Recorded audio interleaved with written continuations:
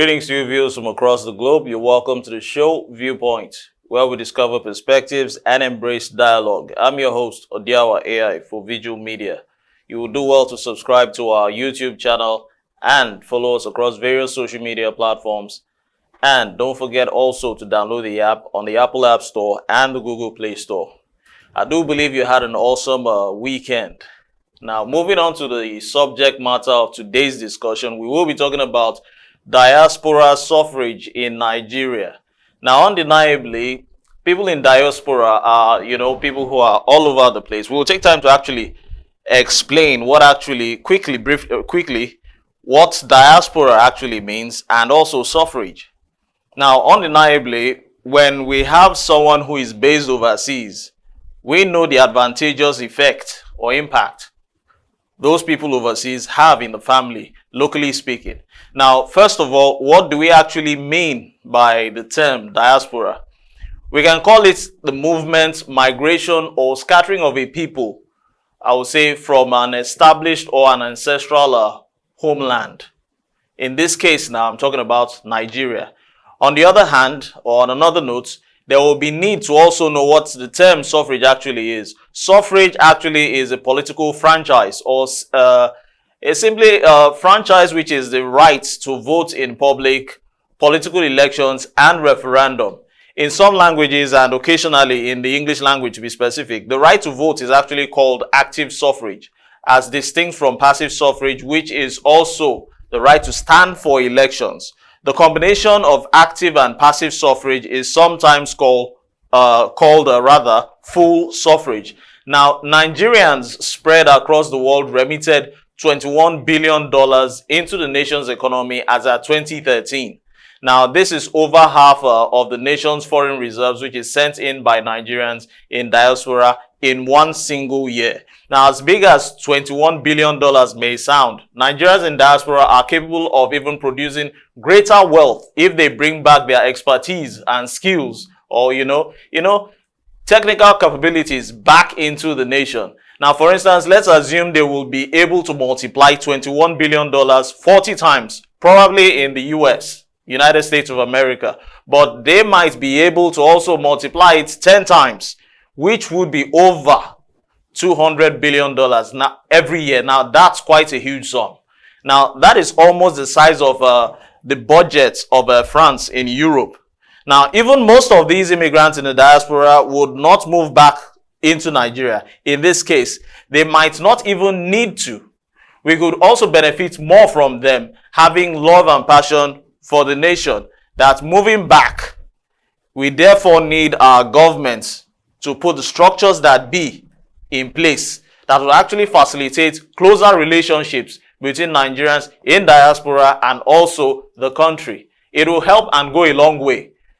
Now, instead of splitting hair over the social media regulation bill or the LGBTQ bill, we know what I'm talking about when I mean the LGBTQ bill, or bills which do not address immediate concerns or yearnings of the Nigerians in entirety, I strongly believe that the bill for diaspora suffrage should be taken into immediate consideration, let me put it that way, because it will serve as a pathway towards inclusive democracy. Now, just last week, a bill to extend the full constitutional right to vote and be voted for to Nigerians in diaspora has been laid on the floor of the Red Chamber. When I mean the Red Chamber now, I'm talking about the Senate in the National Assembly of Nigeria. Now, I want to believe we are knowledgeable about this.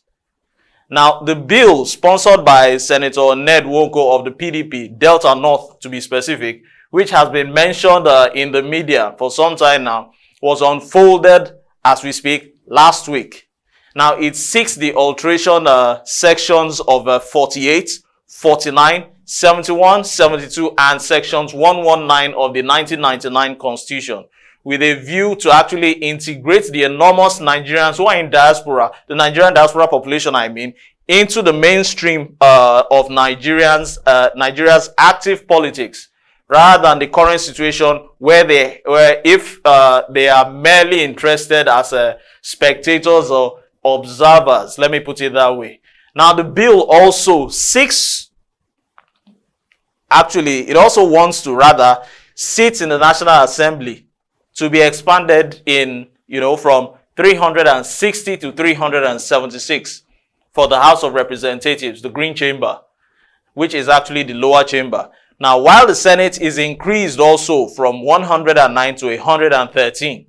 Now, the sponsor, Senator Ned Nwoko of the PDP, the People's Democratic Party of Delta North, he actually believes that the roughly 3 million Nigerians living offshore, not just from Nigeria, but Africa as a whole, deserve 16 seats of the House of Representatives and 4 seats in the Senate. Now, this increment, to me, it's kind of laughable and amusing to me, because the current seats in the House of Representatives and the Senate in the National Assembly are barely even represented.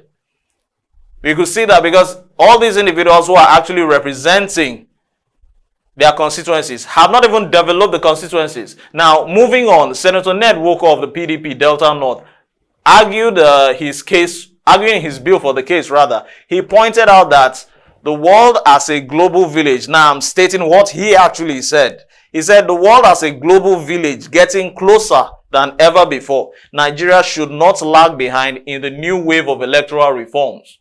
Now, this actually, from all indications, it therefore implies that this particular bill for suffrage of Nigerians in diaspora is actually to address the yearnings of electoral reforms to actually accommodate Nigerians to actively participate in the electoral practices in the country. Now, embraced by many nations, rather, which seek to link their diaspora constituents directly to their democratic activities, or rather their domestic democratic activities.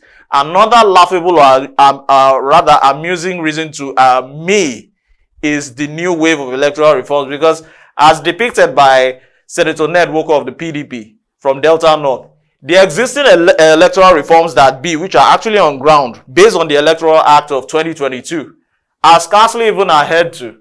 Now, my question is, are we running a circus or a government where almost every arm has emerged as an amusement park, which turns into a fanfare? That's another question. There's no need to whine. Like I always say, there's need to wine and dine about this in our brains. Food for thought. And it should best be served as a mental delicacy right now as we speak. Now, based on this observation, in the case of Nigeria, our diasporans have for some time shown their clout as major stakeholders in the Nigerian economy and a prize source of foreign exchange inflows. Records have it that $24.3 billion came into the Nigerian economy from the diasporans as at 2018.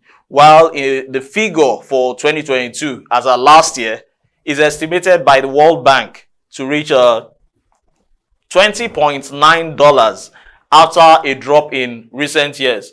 Well, frankly speaking, the drop in recent years in the Nigerian economy from our diasporans evidently is quite understandable, judging from the prevailing insecurities which are lingering across the nations.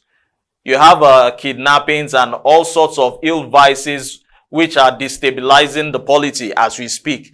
Now, these undesirable aspects of the constitutional insulation of Nigerian diasporas from our politics were actually exhibited when the former Deputy Speaker of the House of Representatives, the former Deputy House of Representatives, Idris Wase, he blocked a petition of Benin State's indigenes in diaspora protesting against the then federal government's consistent failure to protect their people from armed herdsmen attacks.